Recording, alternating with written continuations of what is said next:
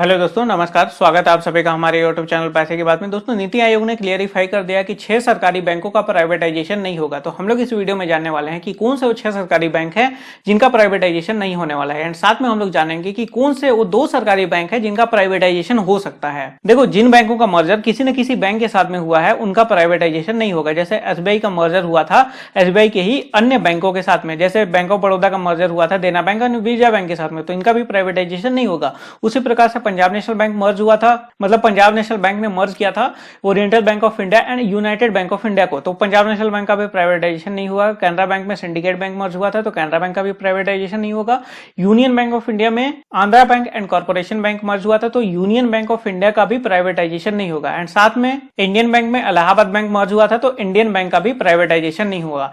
इसके अलावा मैं आपको एक बोनस चीज भी बता देता हूं कि सेंट्रल बैंक ऑफ इंडिया का भी प्राइवेटाइजेशन नहीं होगा। वो मैं बताऊंगा कि क्यों नहीं होगा सेंट्रल बैंक ऑफ इंडिया का प्राइवेटाइजेशन। तो जो बैंकों का नाम मैंने बताया, आप यहाँ पे आर्टिकल में भी देख सकते हो, इकोनॉमिक्स टाइम का आर्टिकल है, आप यहाँ पे देख सकते हो। Punjab national bank, union bank of India, Canara bank, Indian bank, bank of Baroda, state bank of India, इन 6 बैंकों का प्राइवेटाइजेशन नहीं होगा। अब मैंने ये क्यों बोला सेंट्रल बैंक ऑफ इंडिया का प्राइवेटाइजेशन नहीं होगा? देखो, जब मर्जर की बात आ रही थी लगभग 2017-18 में, उस टाइम भी मैंने बोला था, वीडियो अपलोडेड है, आप चैनल पे देख सकते हो, पता नहीं कौन सा वीडियो में मैंने बोला था, लेकिन मैंने बोला था कि सेंट्रल बैंक ऑफ इंडिया का मर्जर किसी भी बैंक के साथ में नहीं होने वाला। उस टाइम बात ये चल रही थी कि सेंट्रल बैंक ऑफ इंडिया का यूनियन बैंक के साथ में मर्ज हो जाएगा या फिर अदर बैंक के साथ में मर्ज हो सकता है सेंट्रल बैंक ऑफ इंडिया का, लेकिन मैंने उस टाइम बोला था सेंट्रल बैंक ऑफ इंडिया का मर्जर किसी भी बैंक के साथ में नहीं होगा। क्योंकि देखो, सेंट्रल बैंक ऑफ इंडिया एक विजनरी तरीके से काम करता है, मतलब ये ग्रामीण इलाकों को सर्विस देता है। यदि आप ग्रामीण इलाके में ब्रांचेस देखोगे तो आपको ना स्टेट बैंक ऑफ इंडिया का मिलेगा, ना ही आपको अदर किसी सरकारी बैंक का ज्यादा यहाँ पे ब्रांचेस मिलेगा। मतलब जो कमर्शियल जो अभी बड़े बैंक हैं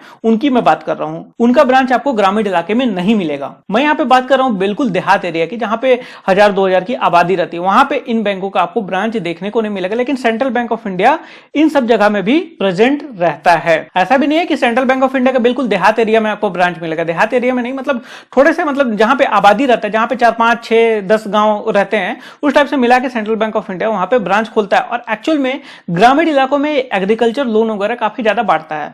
तो एक्चुअल में सेंट्रल बैंक ऑफ इंडिया का मेरे को नहीं लगता कि इनका प्राइवेटाइजेशन होगा। बाकी ये जो बचे बैंक ऑफ इंडिया का मैं कुछ कह नहीं सकता गवर्नमेंट का यहाँ पे क्या डिसीजन होगा।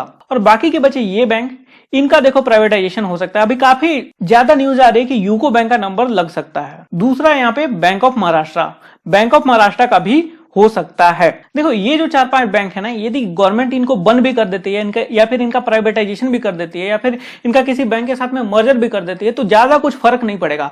ना ही एक्चुअली में ये रोजगार भी जनरेट नहीं करते हैं। रोजगार क्यों नहीं जनरेट करते हैं? ये अधिकतम टाइम आरबीआई के पीसीए फ्रेमवर्क में रहते हैं। पीसीए फ्रेमवर्क में रहने का क्या मतलब है? पीसीए फ्रेमवर्क में जब कोई बैंक रहता है तो ना कोई लोन बांट सकता है, ना ही कोई ब्रांच ओपन कर सकता है। एक्चुअली जब एनपीए इनका बढ़ जाता है तो बैंक आरबीआई क्या करते हैं, इनको ऑब्जर्वेशन में रखती है ताकि ये फालतू का लोन ना बांट पाए या फिर कोई अदर ब्रांच ना खुल पाए। ताकि ब्रांच में, देखो, ब्रांच जैसे खुलता है ना किसी बैंक का, तो वहां पे ऑपरेटिंग कॉस्ट काफी ज्यादा रहता है इनका, तो इसीलिए इस प्रकार का आरबीआई रिस्ट्रिक्शन लगाती है। तो ये जो बैंक है ये ज्यादातर टाइम आरबीआई के अंडर पीसीए फ्रेमवर्क में रहते हैं। तो यदि इनका प्राइवेटाइजेशन वगैरह होता भी है तो ज्यादा कुछ फर्क नहीं पड़ने वाला। लेकिन यदि इनका प्राइवेटाइजेशन होगा तो काफी ज्यादा फर्क पड़ेगा। अब देखना यह है कि गवर्नमेंट करती क्या है। लेकिन यदि मैं अपना पर्सनल ओपिनियन बताऊं तो ये जो 4 बैंक है इनका कहीं ना कहीं निपटारा कर देना चाहिए। या तो बैंक को बंद कर देना चाहिए या फिर किसी कॉर्पोरेट्स के हाथ में बेच देना चाहिए। और एक्चुअल में कॉर्पोरेट्स का यहाँ पे पैसा लगेगा तो एक्चुअल में ये जो बैंक है ये रैपिडली ग्रोथ भी करेंगे। ऐसा नहीं है कि ग्रोथ नहीं करेंगे, और साथ में ये अंडर पीसीए फ्रेमवर्क बाहर निकलेंगे और साथ में एम्प्लॉयमेंट भी जनरेट करेंगे। अभी के डेट में ये जो बैंक है ये अभी टैक्स पेयर का हैवी लॉस कर रहे हैं। वैसे यदि मैं बैंक प्राइवेटाइजेशन का पर्सनल ओपिनियन में यदि बताऊं तो बैंक का प्राइवेटाइजेशन नहीं होने वाला। गवर्नमेंट एक्चुअली थक हार के बाद में किसी न किसी बैंक के साथ में मर्ज करेगी। देखो, एक्चुअल में क्या है कि प्राइवेट बैंक भी अभी काफी ज्यादा हो गए हैं। जैसे आपका स्मॉल फाइनेंस बैंक हो गया, काफी ज्यादा खुल गए स्मॉल। आप एक बार यूपीआई में सर्च करना ऑल बैंक करके, वहां पे देखना काफी ज्यादा प्राइवेट बैंक हो गए हैं। स्मॉल फाइनेंस बैंक लगभग 7-8 हो गए हैं, पेमेंट बैंक्स आपके हो गए हैं, और प्राइवेट बैंक भी बहुत लगातार खुलते जा रहे हैं, और पुराने प्राइवेट बैंक भी ऑलरेडी हैं। तो काफी ज्यादा प्राइवेट बैंक भी है।